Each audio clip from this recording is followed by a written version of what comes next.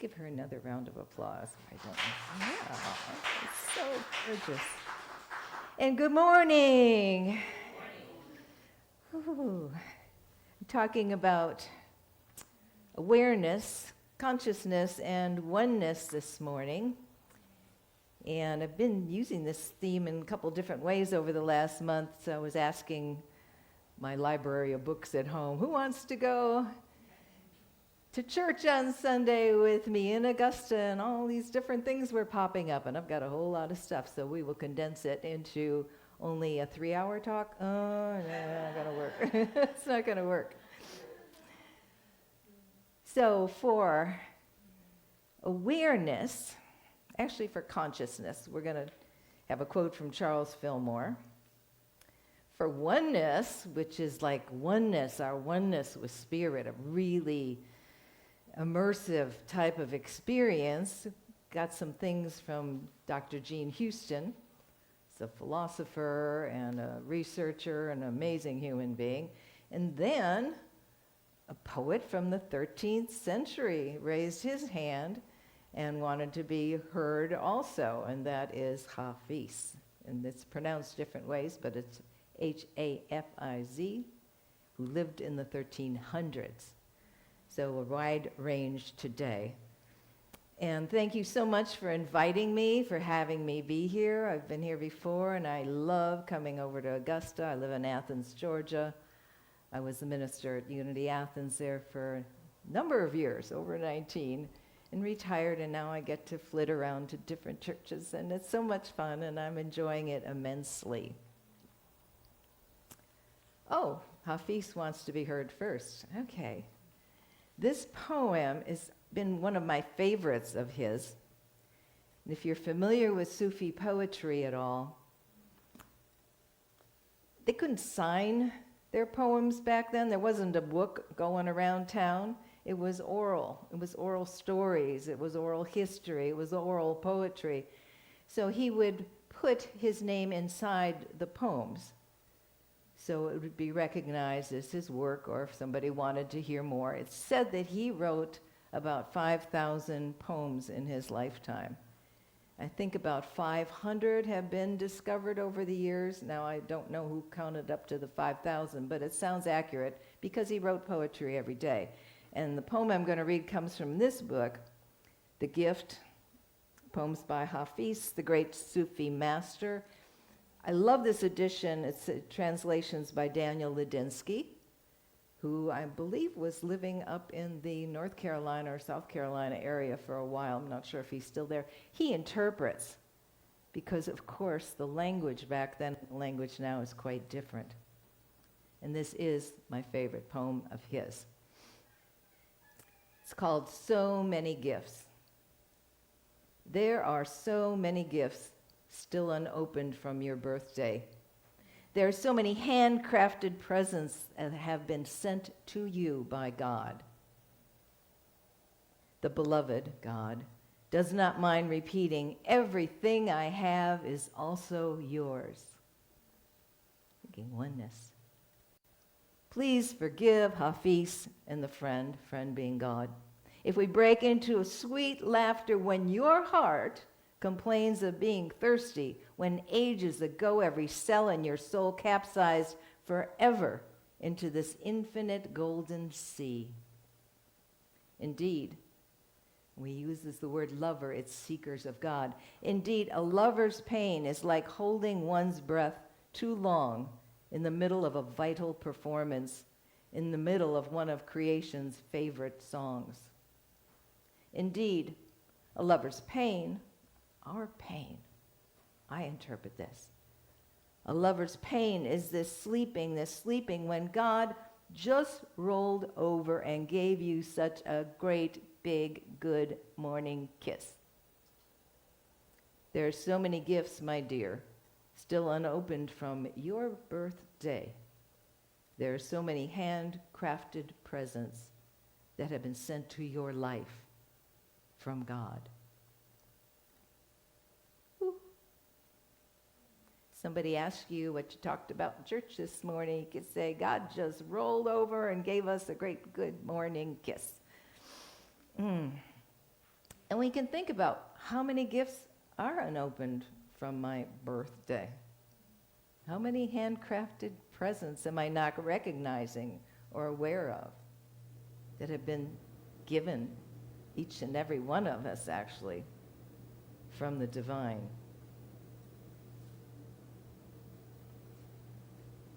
Charles Fillmore is one of the co-founders of Unity. This falls under awareness, I would think. He said, let the God within you, and oneness, let the God within you express itself through you out into the world.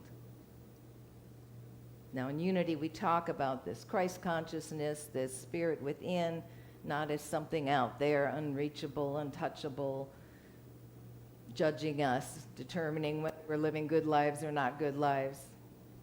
It's an essence, it's source, because some of us call it source energy, some of us call it spirit, some of us call it the divine. God within you, expressing itself through you out into the world. And Charles said this, I refuse to be anxious about tomorrow or even the next minute.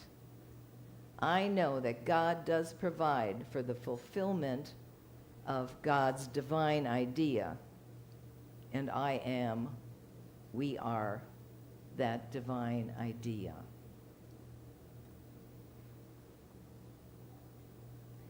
So all of these quotes, all of these things we read, all of these things we learn are great. It's when we put them into practice, I think, is when they become even greater. When we sing a beautiful song, like those words from Daniel Nahmod, and we think about it as we're singing it, Spirit's within us. Life is within us. I'd like to remember more often that holiness, that strength, because life gets me down at times, or I worry, or I doubt, or I fear, or I see just not enough of things, or I'm concerned about the way the world might be going, or this or that happening. And it's fine to be aware, I think, and concerned. But to do something, to send out my energy, or make a difference, or show love, or say hello to someone on the street that might be frowning, or making a comment to someone, just who knows how your words, our words, might lift someone up. I believe that life, if it's not all about joy, then gosh, let's have it be about joy, at least some of the time. And I think joy is like, sometimes it's like a treasure hunt. Okay, well, I didn't see it over there. Maybe I need to look under the chair. Maybe I need to talk to this or that person.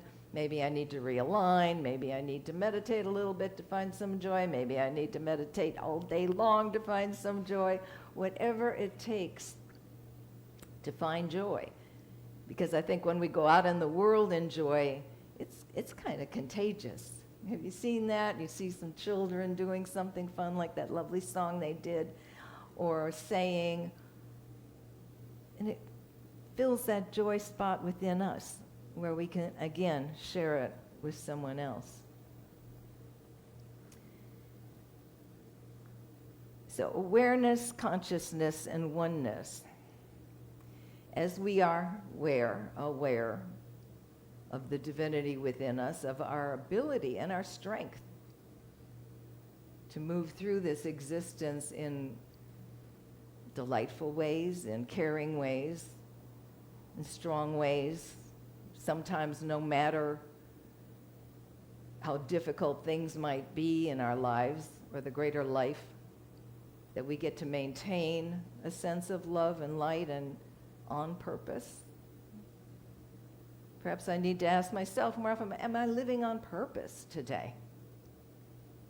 And that can be dancing in joy, sharing joy, making a difference, volunteering for something.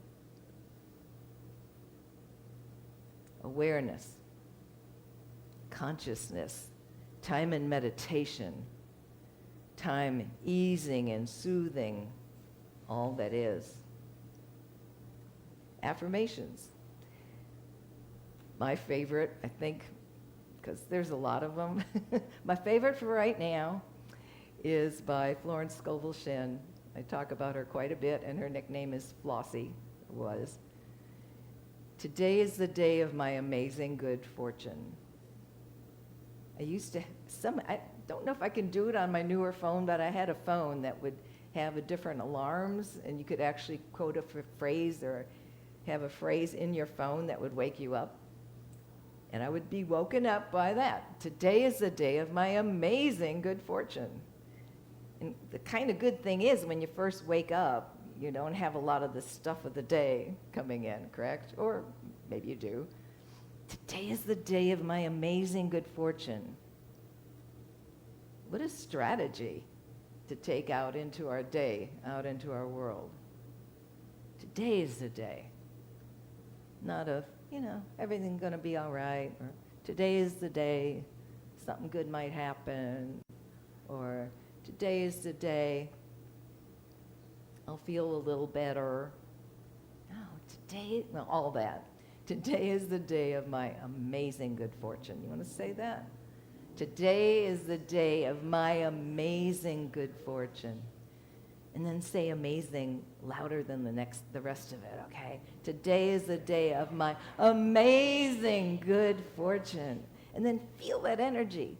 Because if I just say that and then trip on over into some worrisome thoughts or negative thinking or whatever, or something that happened yesterday or 10 years ago or might happen tomorrow or 10 years in the future, that kind of diminishes it. So I try to keep my mind there, while still, of course, for me, trying to make a positive difference in the world. So I was playing with all these ideas when I was first thinking about this talk, and I hadn't really thought about Jane Houston in a long time. So I was just kind of playing on, who I could think about or talk about or listen to, because we have access to so much with YouTube and online videos. Thank you, all of you that are watching from home online videos.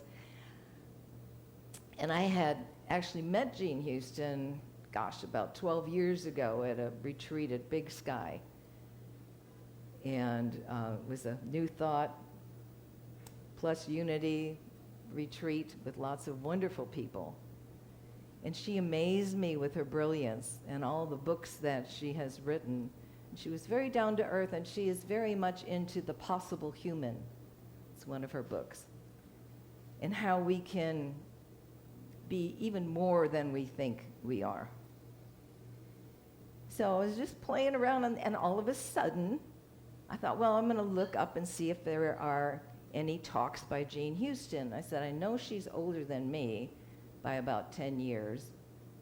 And I'm only 35. She's just approaching her 80s or in her 80s now, I think. So I thought, well, I might not be able to get something current. And sure enough, I did, because she was giving a talk at Unity Community in Ashland, Oregon. And the minister there, who seemed very cool, was talking with her, and Jean was talking about different things, and then all of a sudden she mentioned Hafiz. And I was like, oh, wow, so this is all connected. This morning, I was nudged to share a little short passage from her book, The Possible Human. Her father wrote comedy for all the comics of that age. So this was back when I was a little girl. And he was very, very funny. And I'm not dissing Catholicism in any kind of way, but he became Catholic because her mother was, and he wanted to marry her. And Jean went to a Catholic school in New York City. But she had a very inquiring mind, and the nuns didn't always like it when she'd say things like, well, I don't understand about Adam's rib, because I've counted my ribs, and I've counted Joseph's ribs over there in the corner, and we both have the same number of ribs, and so how can that be? And then she would speak up in class, and she would also argue some of the things that her dad had told her, because he was a comedian and he wasn't real serious about Catholicism. And so he would give her questions unknowingly that would upset her teachers in the school, including, well, did Jesus ever have to go to the bathroom? So she was very upset, and she explains it in this book. And she had all these marks against her for going to purgatory, and she was upset about that, and her dad was trying to lighten it up a little bit. So they decided to go see a movie. And the movie they picked was The Song of Bernadette, a 1940s classic starring Jennifer Jones as the French peasant girl who saw a vision of Mary while praying at the Grotto of Lourdes. Some of you may have heard that, and I'm probably pronouncing that wrong. So they watched the movie. Her dad was continuing to make jokes, but she got real serious. And she said, okay, I'm going to make my own grotto at home, and I want to get a vision of Spirit, Virgin Mary, whatever.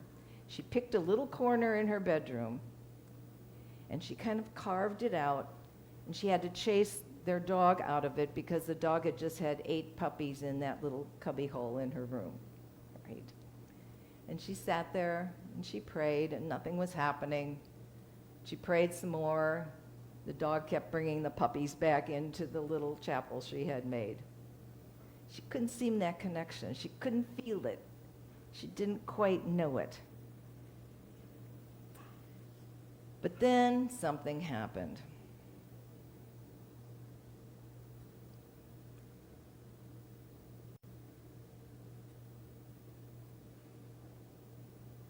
In that single gigantic instant, when she felt a connection all of a sudden, I saw millions of acts, both delightful and awful. Not one of them amazed me more than the fact that all of them occupied the same point in space without overlapping or transparency. On the back of the step toward the light, I saw a small iridescent sphere of almost unbearable brilliance. At first I thought it was revolving. Then I realized it was an illusion, and I felt, she said, this incredible connection with Spirit. And it changed her life in that moment, sitting in her little homemade grotto with the dog continuing to deliver the 8 babies back into her space. Have you ever felt that oneness? Can you think of a time where everything just seemed to either float away or melt into the background, all the things that you're concerned about or worried about or that are pecking at your mind, and all of a sudden you feel that oneness with Spirit? Maybe you don't feel it that way. Maybe you're out on a walk and you're wishing that some ray of sunlight would come into your life, and there's a special ray of sunlight reflecting on a water or brightening up a darker corner. Or perhaps you're in prayer, wishing that something would change or for the better, wishing someone that you hadn't spoken to in a while would show up in your life, wishing that you would feel healthier. Whatever the wish, whatever the desire, all of a sudden shows up. Or even walking down into some place or being in some spot in consciousness or physicality where you're feeling fear, and all of a sudden you feel that divine protection in and around you. Or maybe you are sitting in meditation and you get a vision of an even better world where people are kind to each other no matter what, where all people have opportunities, where healing becomes more natural. Whatever your story, that's oneness. That's that unbreakable, undefinable condition.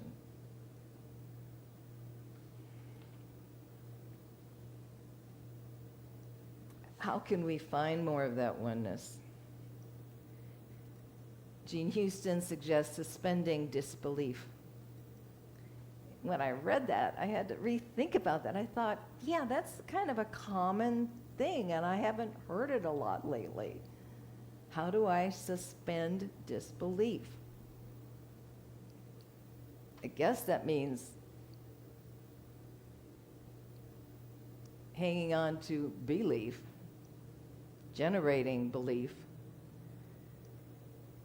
even hoping for belief.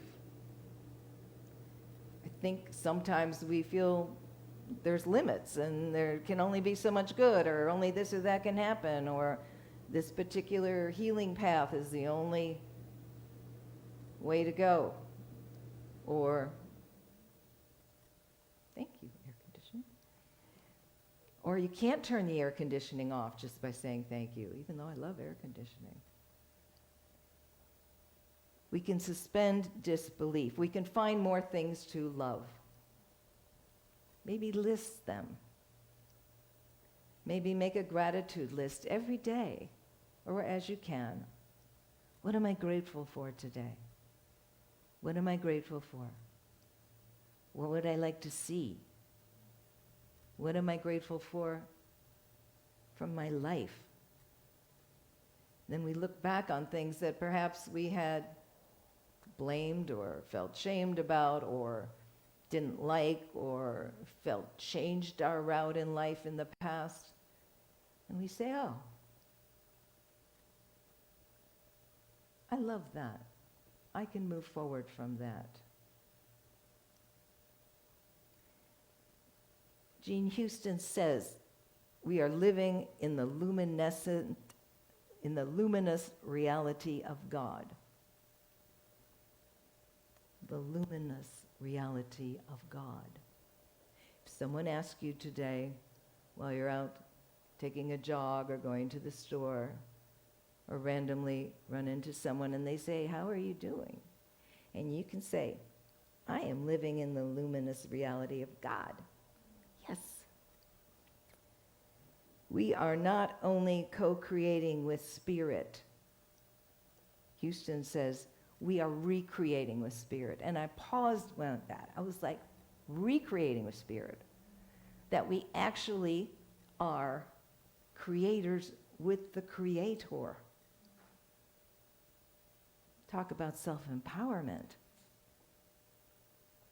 As if we are part of Spirit. Well, Unity teaches Spirit's part of us. And that we are actually making the world a better place in our spiritual progress. We are part of Spirit.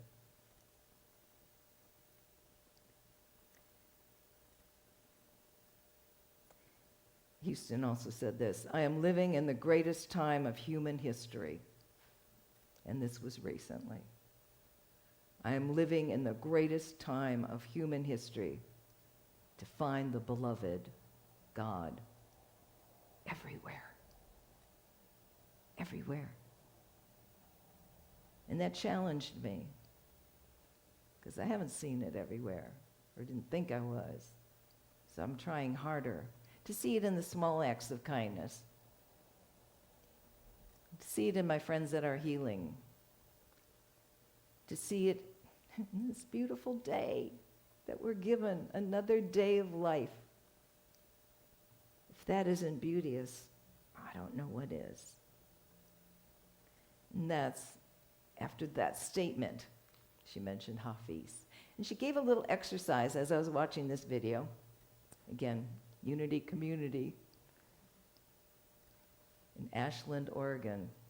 She said, picture yourself as a light. This is one of my favorite images anyway, and also that we are a light. It's coming out of the top of our head. You can want to see it coming out of your hands or your body itself or through your feet into the earth, but you are this light. And she said, picture yourself with another person. And it doesn't have to be someone special, it can be. You're sending out light. The two of you are sending out light. You're sending out light, each of you, to two more people. They are sending out light. And then those people are sending out light. And then those people are sending out light. It doesn't have to be someone you know in case you're running out of people by the number 100 or something. And they're sending out light to the world. And they're sending out light. And they're sending out light. And she said, and the whole globe is lit up in this consciousness, this luminescence of light. And then the world, our planet, is joined with another planet, not physically, because that would be kind of difficult. But these two planets are sending out light. And the trees on the planet are sending out light in pairs, to two, and to two, and to two, and to two, and to two. And all the furry friends, and all the animals, and all the fish are sending out light. Who could not be affected by that? Then the planets are doing it. The galaxies, the universe. You have that power within you, we all do, to send out light.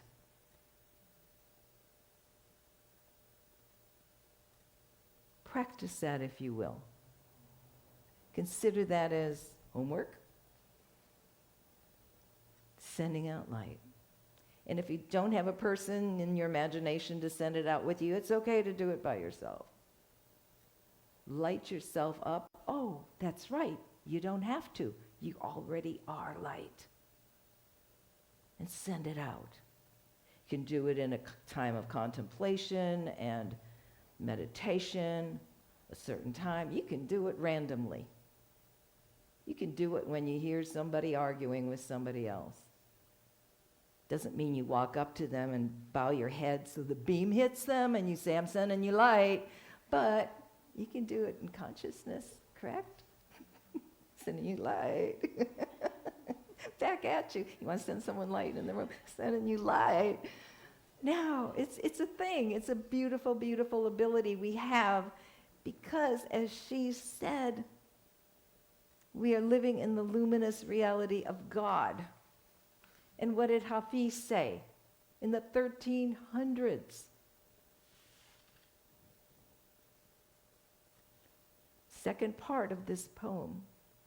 Please forgive Hafiz and the friend if we break into a sweet laughter when your heart complains of being thirsty, when ages ago, ages, not since your birthday, ages ago, every cell, C-E-L-L, in your soul capsized forever into this infinite golden sea. Luminous, right? You picture that? That's what you are made of. Each and every one of you. May you find time this week, right now, every day, to be grateful, to make a list of what you'd like to see, to send out light and love, and see, envision, imagine, whatever steps that this luminosity that is you, that every cell in your soul that capsized into a golden sea is making a difference in this world. Why? Because you are love, you are light, you are luminescence. Thank you, God. And so it is.